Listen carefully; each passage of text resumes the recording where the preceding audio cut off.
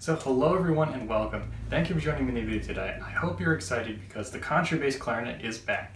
That's right. So in my last video on this instrument, what I did was I essentially built a key for it, I replaced a few pads, and I just got it in playing condition. And right now it plays pretty good. However, there's a few things that I really need to do to it to get it in top playing condition. So that's exactly what we're going to do in this video.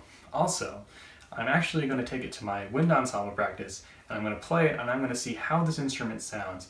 Now, our wind ensemble is fairly large at about 90 players. However, we really don't have any contrabass woodwinds. We have bari saxes, bassoons, low C bass clarinets, but nothing contrabass. So I'm really interested to see how this instrument is going to add to the sound of the ensemble. We're essentially missing a whole octave of notes in the woodwind section that we just don't have available to us at this point. So it's going to be really interesting to see how this instrument adds to the sound and color and tone of the ensemble. So without further ado, let's get started.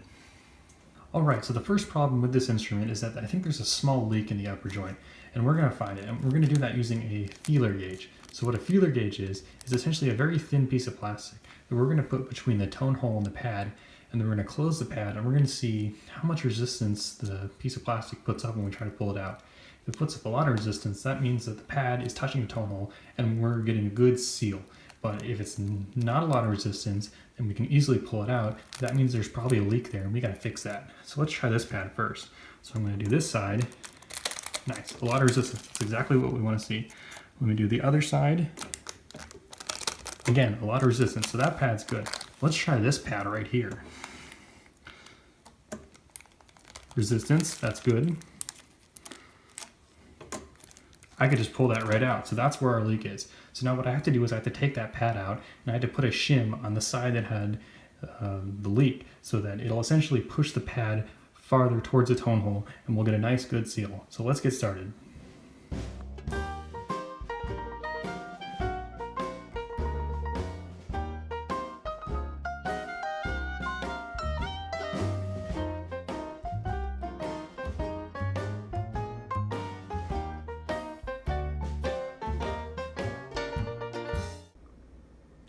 Alright, so I fixed that pad and I checked the rest of the instrument and I don't see any other leaks that I could find with the feeler gauge. And I gave the instrument a quick play test and everything seems to be all good. So I think we're ready to go. So let's get this instrument packed up and let's head out to practice. So whenever you fix an instrument and you're about to take it to a rehearsal or a concert for the first time, you always want to have some tools with you in case something goes wrong. So some of the tools I'm going to bring today are my parallel pliers, a small screwdriver such as an eyeglass screwdriver, a little bit of key oil to help lubricate keys in case they get stuck, a butane lighter to reseat pads if they fall out. Although this instrument has screw-in type pads, so I probably won't need this. However, there's a few pads that are glued in, so I'm just going to bring it just in case. A little bit of super glue in case some pad corks fall off, and some hot melt glue again for pads, although the pads aren't held in with glue, so this may not be necessary. However, I always like to bring these basic tools with me in case something goes wrong, so they're always good to have.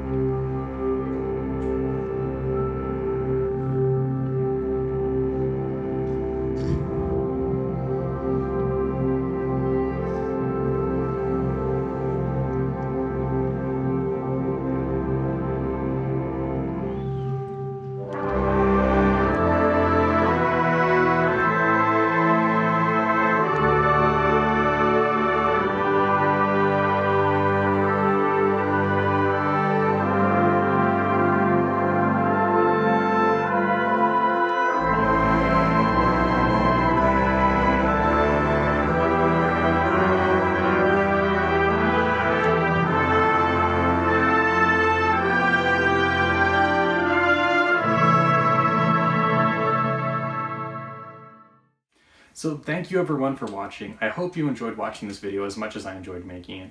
Now, I was really excited to finally play the instrument in an ensemble and hear how it sounded. While you couldn't really hear the contrabass itself from the recording, you could hear what it added to the harmony of the ensemble itself. The contrabass essentially doubles the bass line and plays the fundamental an octave lower, so it really gives a nice, beautiful, rich sound to the chords and the harmony of the music they were playing. So it was really nice to hear them. I felt that our sound was more full, it had more colors, more tone, and just overall sounded better with the contrabass. So this single contrabass really reinforced the whole ensemble, and I'm really happy about that. Now, of course, that low D, I wasn't expecting that, and definitely caught me off guard, so I kind of had to stuff a roll of sheet music that I made into the bell, and then I played a low E flat, and then brought down to the low D. So it kind of worked, but I really want to build a serious low D extension for this instrument, so that's probably going to be a future project. But until then, thank you for watching. I hope you have a wonderful rest of your day.